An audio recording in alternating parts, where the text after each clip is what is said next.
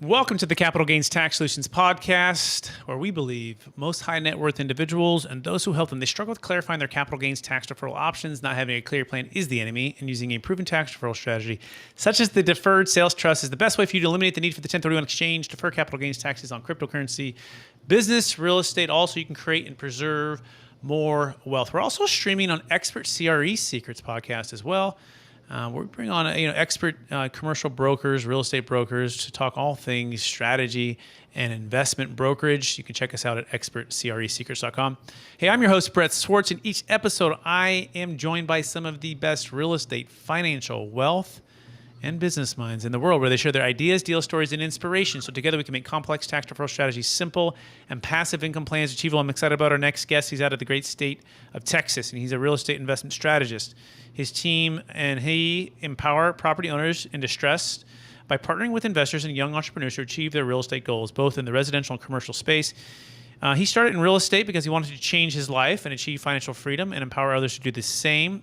And what he loves most about what he does is seeing the relief that his clients experience when they finally sell their properties, and the smiles that the investors have when they close on a high equity deal. Please welcome to the show with me, George Salas. George, how you doing? Hey, Brett. I'm doing great, man. Appreciate you having me here. It's an honor as well, man. Fantastic. Absolutely. Excited to get to know you a little bit better. We'll be talking all things about building an Airbnb wealth strategy. But before we get into that focus, George, would you help our listeners get to know you a little bit more by telling us a short part of your story and your current focus? Absolutely, brother. So my journey started when I was 6. I'm from Peru, moved here at the age of 15. So meanwhile, my parents got a divorce when I was very, very young. So at the time, I didn't get to see my dad, so I lived in an adobe house back in Peru until he just moved here. I had the opportunity for my parents, my mom to get us a new life, right? So when we came here, didn't speak any English and didn't know anything about this new world. So we came and really, my goal was always to make an impact. So, I went to school and all.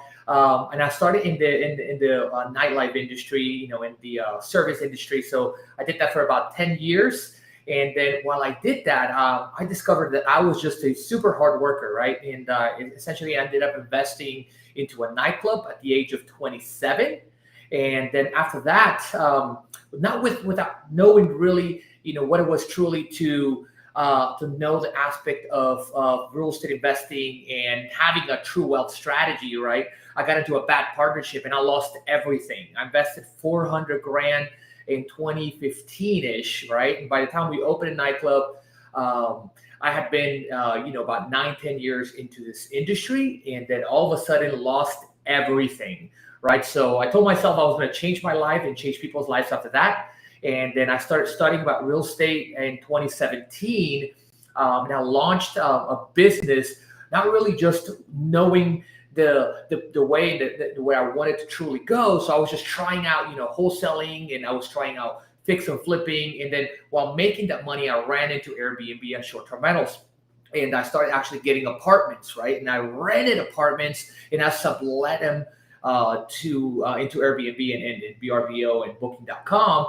So essentially, I figured out that it was awesome cash flow, and then I swapped my entire strategy into all of my focus and all my investments going into there. So we've been able to build since then, from like zero to about $170,000, $180,000 right now a month, and then that took me about 3 years. So our focus is truly making an impact to real estate investors and just entrepreneurs in the real estate space via short-term rentals.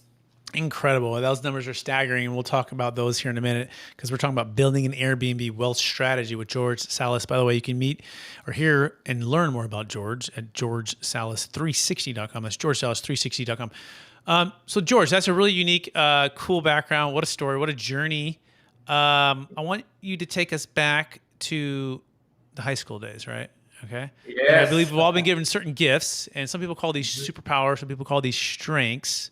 I believe they're God-given gifts. They've been given to us to be a blessing and help to others. So what are those 1 or 2 gifts that you believe you were given, and how does that help how you help and bless people today? Absolutely. So, I would say my biggest gift that I essentially discovered in while I was in the young days was being able to connect with people. So I would come in and bring people together, right, and connect people, and I would bring them to events. I would make them have a great time. So my gift was to get them connected to a great end. And today I use that strategy and that gift to bring people and connect them, but connect them with their purpose, their destiny, and then also help them via our events, via our seminars and our trainings, and then they get to actually develop many relationships. Meanwhile, right, they get to develop strategies, they get to connect with fellow industry people that are in the same realm, right, and then really better their lives by developing these strategies and connecting and learning about what we do every single day and how we help people, over their short-term rentals and real estate and investing and, exit strategies and also. Cool. Awesome. So connecting well with others and bringing them together to all accomplish a common goal or a purpose or their purpose and their destiny. Is that a fair summary? I love it. Yes, sir. Excellent. So let's talk about the number one secret to building an Airbnb wealth strategy. So what is the first secret to your massive success? I think you said $170,000 per month. Is that in gross rental revenue?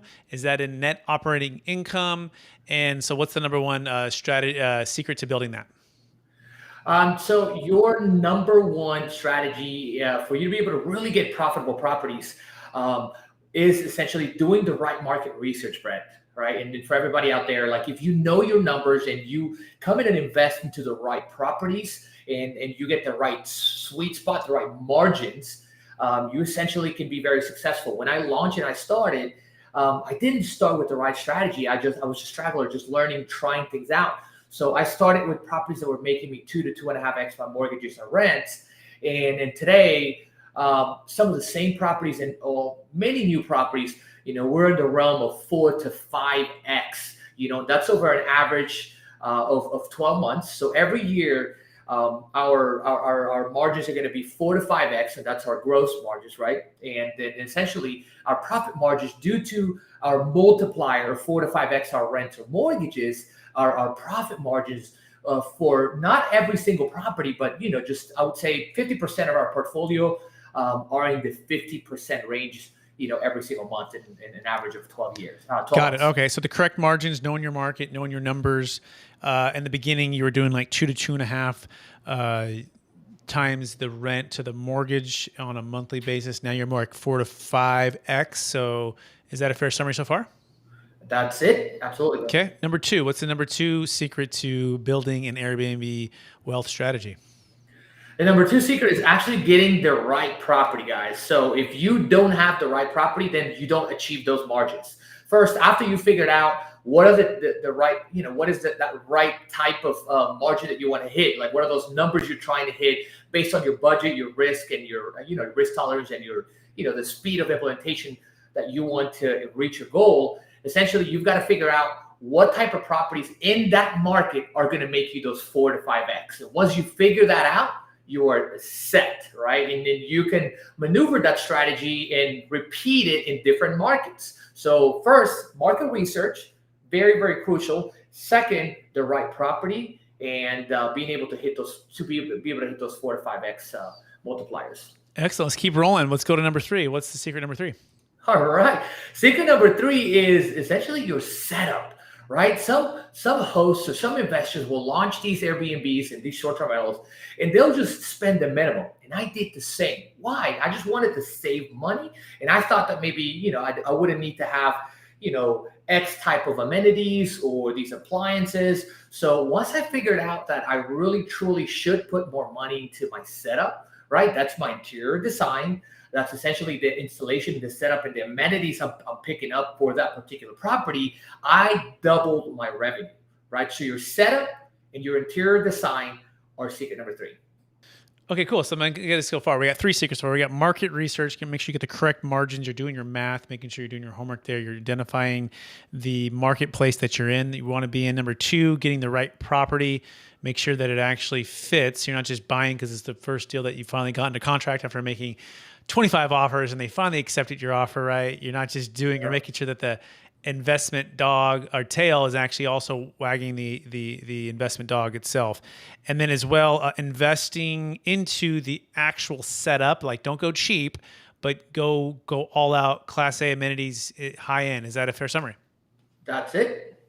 Love it. Okay, so then all of a sudden there's $170,000 just coming in per month. Like, get me there now. Well, give us your journey from like 5,000 a month to 10,000 a month to, oh my gosh, 170. What's the number one secret to scaling to such a large number per month? So I'll throw in the one last secret as a bonus, guys. Brett, essentially that last secret is how you set up your marketing strategy in your business, right? Like within that marketing strategy you have, how are you going to book your properties? How are you going to get them booked?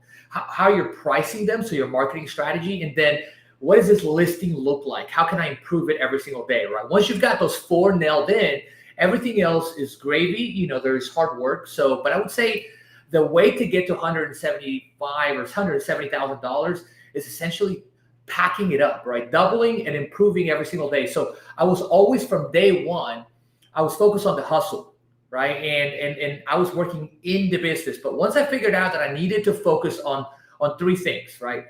I needed to focus on learning, I needed to focus on growth, and I needed to focus on purpose, and then improving my process. 4 things: learning, process,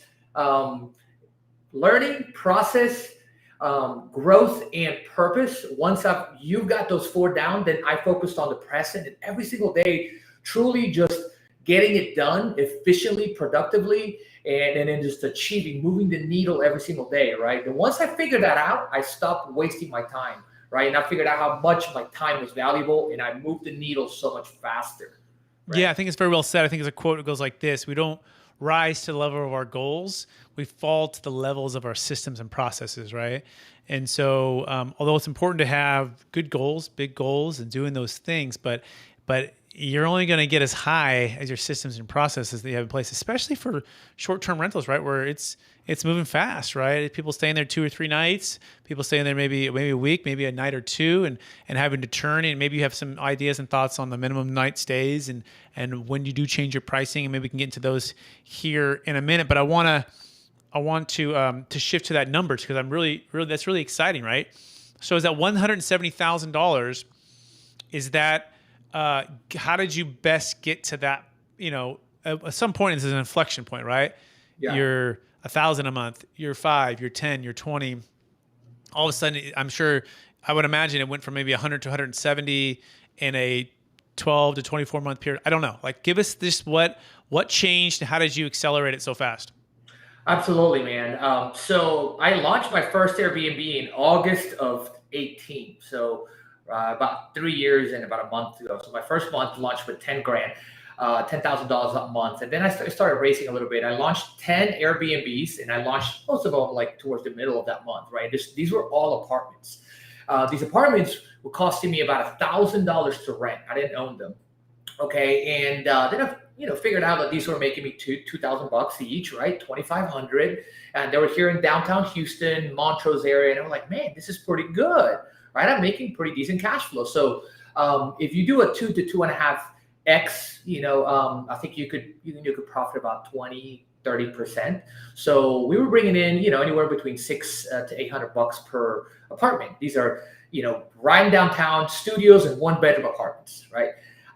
Then I launched a 3-bedroom house. Then I launched a 4-bedroom house, and all of a sudden I realized that, these properties were making a little bit more. They were making me $3,000 to $4,000, right? So in the middle of 19, which is about a year after I got into the business and I was doing short-term rentals, I was doing about 30 to 40,000, right? And this was a big hustle and a big struggle because I had a ton of apartments. I would say maybe 20 something apartments, and I was only making like $2,000 a piece, right? And then I hadn't launched any houses yet at that time. So what I realized, I was like, maybe I should, launch some different properties. So as I launched a house, I was flipping these houses because I had wholesale and I was doing rehabs. And I'm like, I'm going to try this property, this house, right? So 3-bedroom, boom, 3,000-4,000.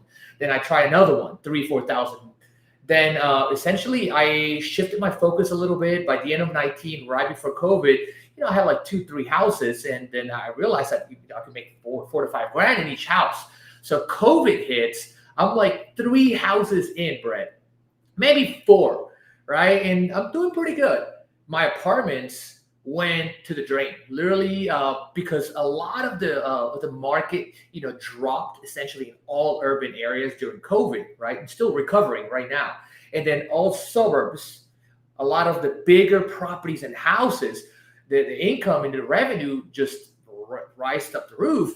And the reason for that is people wanted privacy. They wanted to be secluded. They wanted to be in houses. And they thought that apartments downtown and in main areas wouldn't be as secluded and as private as houses. So I went through this transition, and I was really about 2 months of really trying to figure out what I needed to do to make the change, right? While I am fixing to launch, right when COVID hit in March, I was fixing to launch many apartments, and I had several houses in the pipeline. I was already doing, at that time, I was fixing to have my best month ever. I was projecting about 70 grand, and I ended up in March doing 37, and then April doing 27, right? Which was a little bit of a loss. Then May, we broke even. We went back to about, 35, 40K. And all of a sudden I realized, with research and a lot of hours, 18-hour days, figured out that the trick was more revenue. I needed to fix this next, right? I went to this book, Mike McCallowish, where it really made me realize what was wrong with my business. So boom, I nailed down and I doubled down increasing the houses. So our portfolio went from about 35 apartments and 4 or 5 houses during that time, maybe even 3, right? Till about the other way around. We have 27, 28 houses and about 15 apartments right now. And then we're essentially just swapping 3, 4 apartments for a house, 3, 4 apartments for a house. So when I got all these houses, each one was now bringing me in more revenue because the revenue increased on all the properties. So I caught on to that, and I was like, all right, guys, we have to switch our entire model and our entire strategy and pivot immediately. So within a year, I gave up 20 apartments, switched them all for houses. I started buying the houses, renting the houses. So to what we are today, that's how we did that in a year. We went from 60 grand last summer to about 170, 180 this summer consistently. Amazing. Absolutely love that. And I want to try to dissect some of that.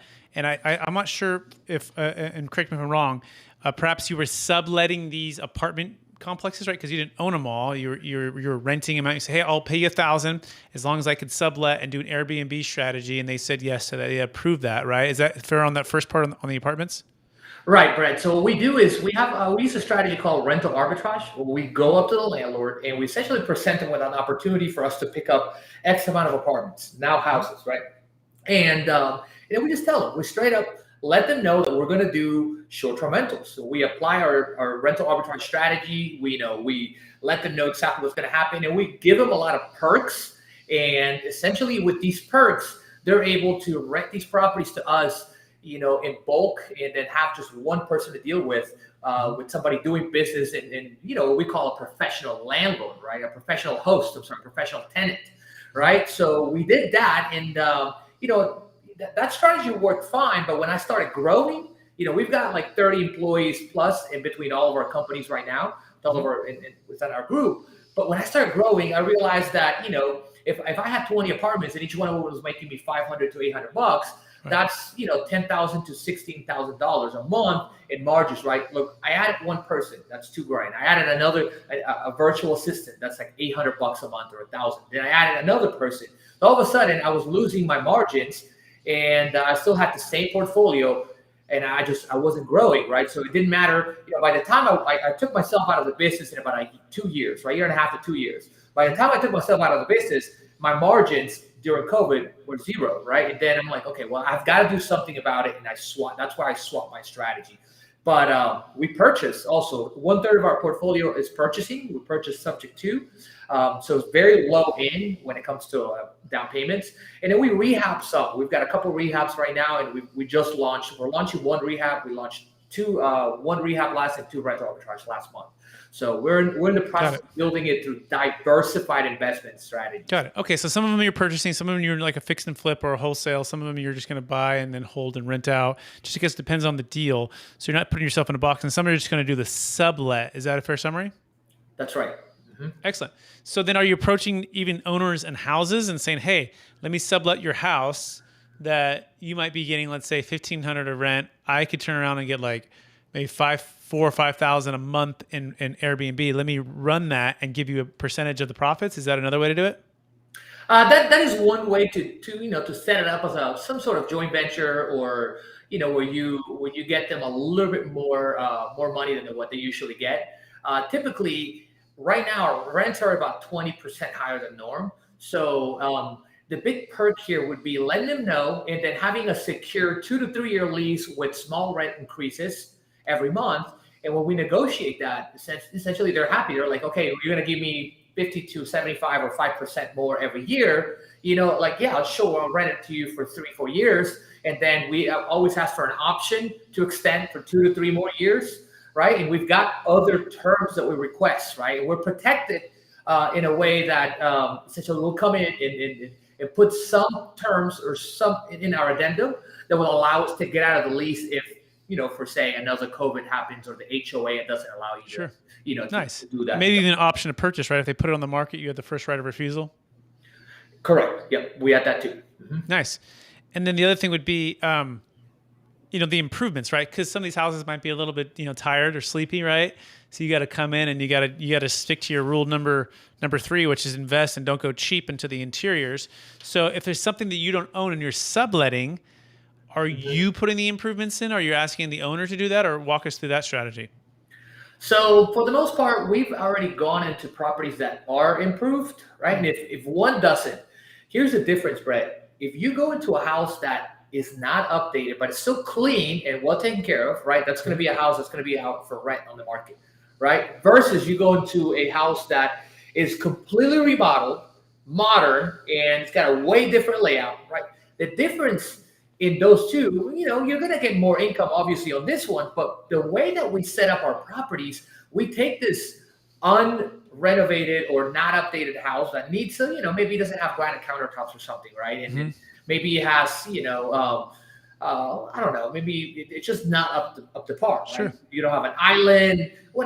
We dress it up so nicely, and we create a unique selling proposition somewhere in that house, whether it's the outdoors, the backyard, or whether it's the master bedroom, or whether it's the kitchen appliances, right? Or whether it's the game room, and we put awesome games, and at some point, people just care more about the amenities and them hanging out with the family and the comfort, and that they're okay paying a pretty good 3 to 4x, per month, right? We're making pretty good money even in the properties that are not updated, right? But of course, if you've got an updated property, you're going to make a little bit more. Got it. Very cool. Excellent.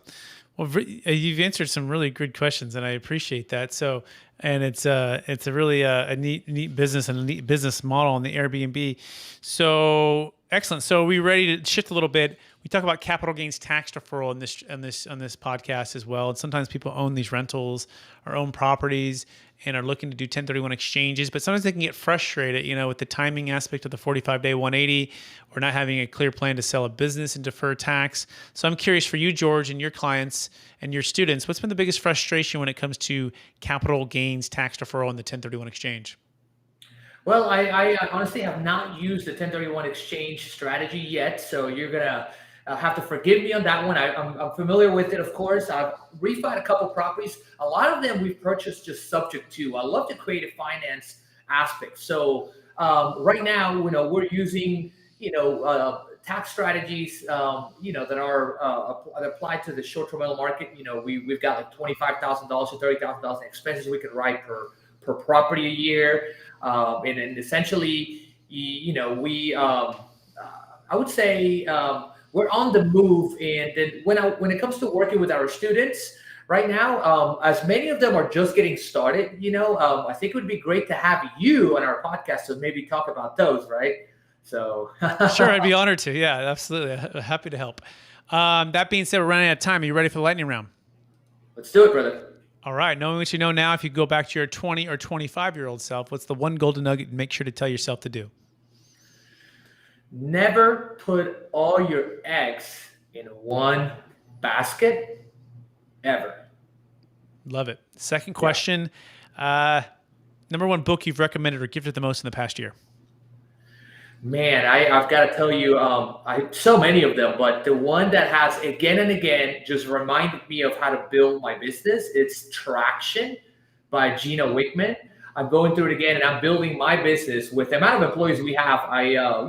We applied at the beginning, and then things got a little crazy. You know what happens when entrepreneurs scale. And over the last year, just our entire realm of employees, we used to have 8 or 9 people between all of us, and in less than a year we're over 30. Obviously we've increased our income, and we started our coaching company, and we started our seminar company within the last year. So yeah, Traction is the book to really build a business. Excellent. Question number 3, what are you most curious about right now? I am curious about man, you know what? That's a great question, Brett. I think that storage units really entice me. My good friend Victor does tons of them, and then he builds them from the ground up. And I was like, man, I really, really enjoy this strategy. Also, vacation area rentals, right? And we mostly do in-house, vacation rental type of properties, but I haven't been in a vacation rental area like an island or on the beaches or the lakes or anything like that. But aside from in town, right? And yeah, those two. Cool, very good. Second to last question: what's the number one quote or theme that you strive to live by? The quote, I would say, one that that I used to have on my jacket, and it's live on purpose every single day. Beautiful. I love it. Last question, George Salas. After all your success, all of the rentals, growing the business, helping students and your clients and friends and family members do the same, how do you stay centered in your values, and how do you stay encouraged to charge forward to reach new heights? Absolutely, man. I am huge in personal development. I've got a great miracle morning routine. So really focus on being grateful every single day, about really putting my thoughts down. I focus on writing down my day, writing down my goal, really putting my ideas down, and just making sure that I'm always thankful for my team and I get them involved, right? I create a vision for myself, my significant other, my students, and then my team. And I really focus on them executing that vision, right? So yeah, that's about it, brother. Absolutely love it, George. For our listeners who want to get in touch with you, would you remind them one last time what's the best place for them to find you? George Salas 360, GeorgeSalas 360, and 5 houses to freedom. The number 5 houses to freedom.com. So those are the 2 places that you guys can find us. Awesome. Hey, George, I want to thank you for being on the show, sharing so much wisdom with us, helping us to build an Airbnb wealth strategy. I want to encourage you to keep connecting well with others, use the strength of bringing people together, helping clarify their vision and purpose so they can achieve more of their destiny. And I also want to thank our listeners for listening, and or if you're watching this on YouTube, to another episode of the Capital Gains Tax Solutions Podcast, also streamed on Expert CRE Secrets podcast and YouTube channel. As always, we believe most high net worth individuals and those who help them, they struggle with clarifying their capital gains tax deferral options. Not having a clear plan is the enemy. Using a proven tax deferral strategy such as the Deferred Sales Trust is the best way for you to eliminate the need for the 1031 exchange, sell high, and buy low, all tax deferred. You can learn more about the Deferred Sales Trust at capitalgainstaxsolutions.com. That's capitalgainstaxsolutions.com. Please rate, review, subscribe. Please share this with somebody that could help out and inspire today. We so appreciate everyone out there.